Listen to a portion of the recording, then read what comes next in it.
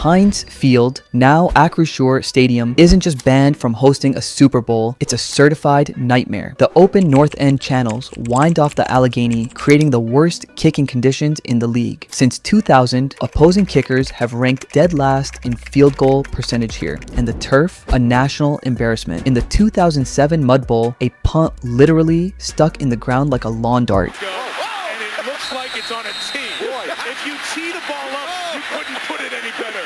You can go for the pin today, can't you, Mike?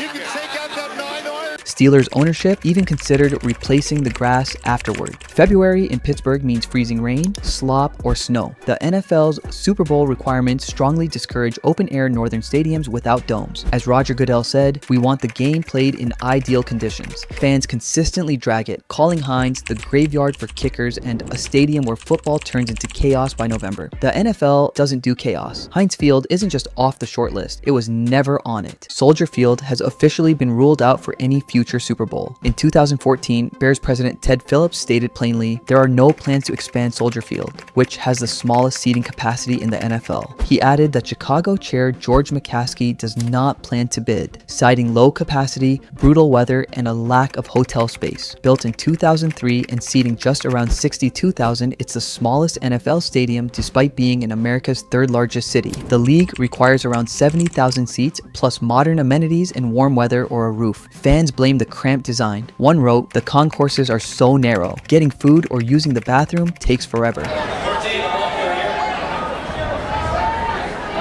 Architect Dirk Lohan, part of the 2003 rebuild, said, "Expansion is architecturally impossible without damaging the historic colonnades." Bears president Kevin Warren confirmed, "No dome, no bid. It's not a stadium. It's a monument, and the Super Bowl doesn't do monuments." Arrowhead Stadium is loud, proud, and permanently ruled out for a Super Bowl. In 2006, the Chiefs were conditionally granted Super Bowl 49, but only if they built a $100 million rolling roof. Voters said no. The NFL pulled the bid. That decision cemented the league's checklist: climate control, luxury, corporate polish. Arrowhead is open air and freezing in February, not what the NFL wants. Renovations help the suites, but it's still missing a dome. The crowd, deafening. Guinness confirmed it hit 142.2 decibels in 2014. One fan said, "You can't even hear the person next to you."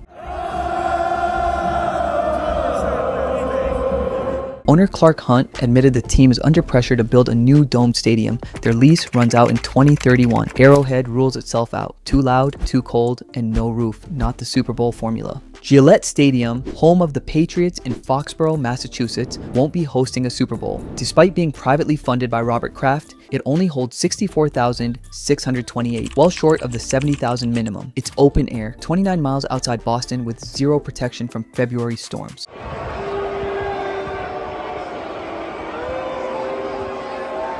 Local sports radio put it bluntly, Gillette will never host a Super Bowl. Fans complain it's isolated. One put it best, all the events happen nowhere near the stadium. Getting there is a mess. There's no convention center, no luxury hotel district nearby. The NFL prefers walkable, domed, tourist-friendly cities like Vegas or Miami. Gillette has die-hard fans, but not the infrastructure. Iconic? Yes. Built for the big show? Not even close. First Energy Stadium in Cleveland has never hosted a Super Bowl, and for good reason. It sits directly on Lake Erie, where winters bring violent lake-effect snow. In 2014, the city got 5 feet in a single storm. The stadium is open air, has no dome,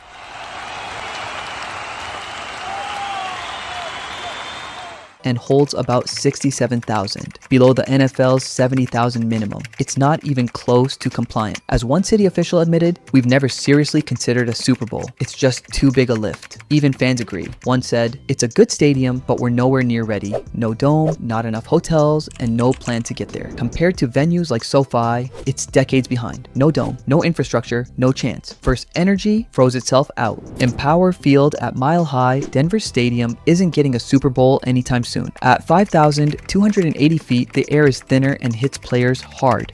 A recent study said athletes need longer recovery and lose endurance at altitude. An NFL exec put it simply, "We avoid high-altitude stadiums. Too many variables." Then there's the weather. February highs average in the low 40s with snow likely. And it's open air. No dome means no bid. As one fan joked, in Denver, players are sucking wind by the second quarter. Denver's city infrastructure is solid. Great hotels, a convention center, tourism appeal. It checks a lot of boxes. boxes. But the lack of a dome is still the deal breaker. Owner Greg Penner has hinted at upgrades, but nothing's locked in. Thin air, cold snaps, no roof. The NFL won't roll the dice. Ford Field hosted Super Bowl 40 in 2006. That was the first and last. Detroit's downtown collapsed under pressure. Buses were overwhelmed. Traffic locked up for hours. ESPN's Darren Rovell said it best. The hype wasn't worth the mess, but things have changed. Since then, Ford Field underwent $100 million in upgrades. Rossetti redesigned lounges, clubs, and suites. They even hosted the 2024 NFL Draft, and the reviews were strong.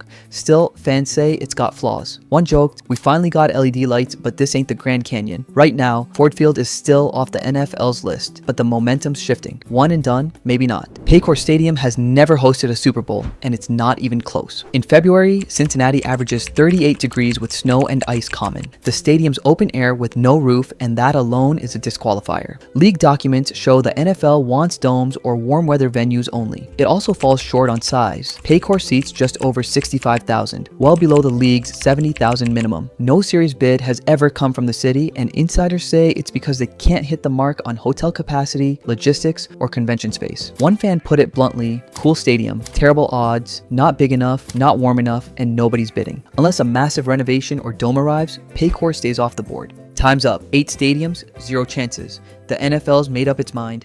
Thanks for watching.